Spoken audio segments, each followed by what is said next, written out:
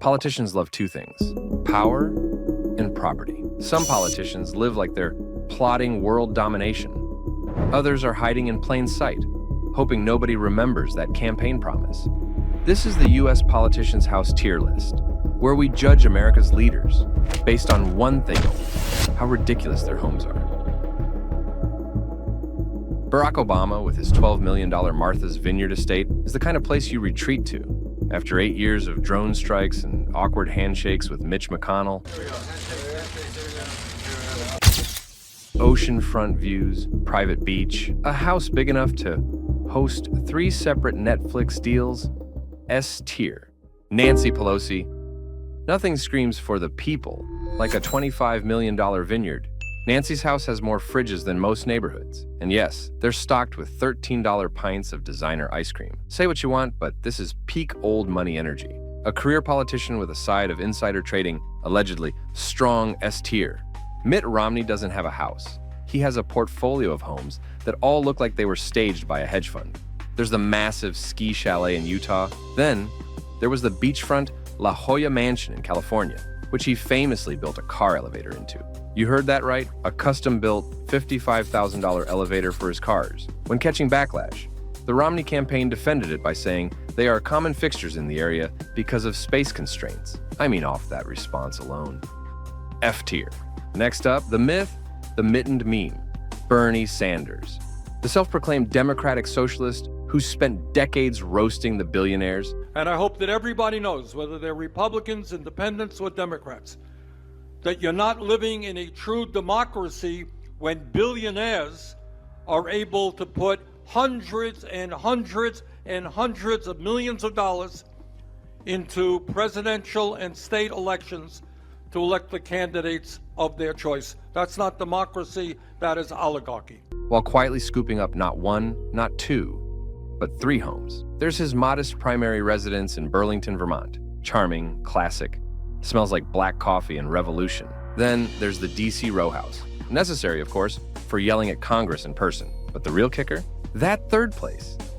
A $600,000 lakefront vacation home in North Hero, Vermont. Yes, Comrade Bernie has a literal summer house. Not bad for a socialist. B tier.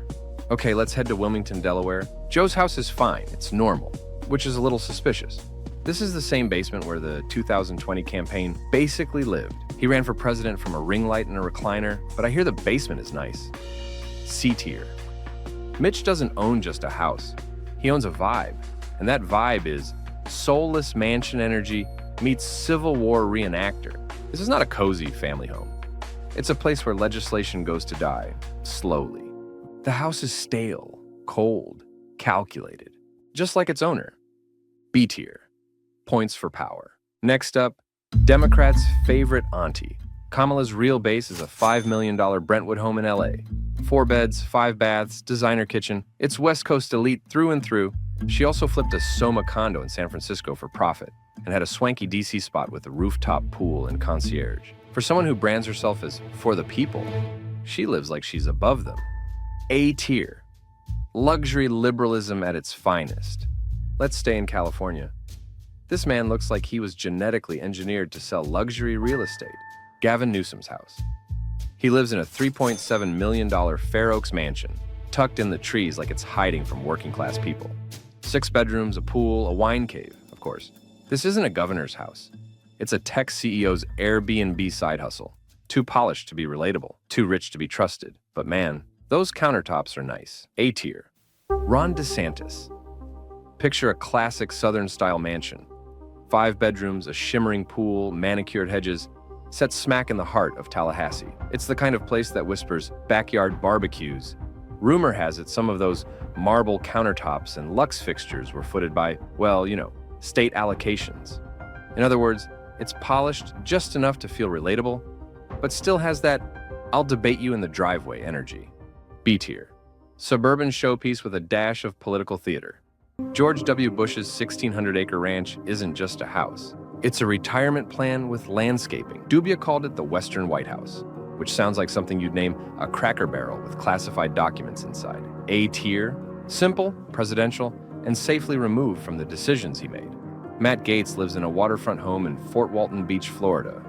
Because if Florida politics had a frat house, this would be it. It's got all the trademarks: slick, modern exterior, dock access, and just enough square footage to host a party that probably ends with subpoenas. This isn't a family home. This is a keep your lawyers on speed dial home.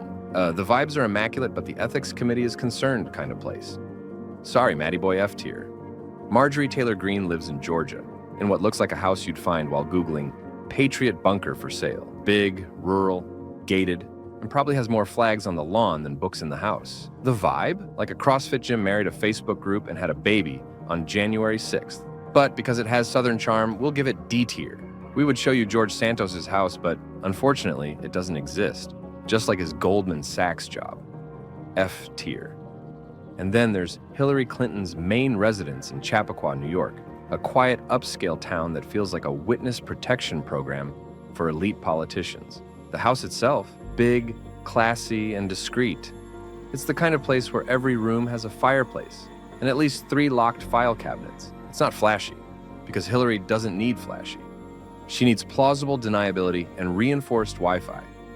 You don't buy this house because you like the kitchen. You buy it because of the panic room. B tier. Mar-a-Lago Trump's house isn't really a house. It's a golf course wrapped in a lawsuit. Also functions as a wedding venue, political headquarters, and FBI raid site. I mean, what's not to love? S tier. But the former president wrote that a, quote, large group of FBI agents is at his property. He describes it as a siege, calling the raid unannounced.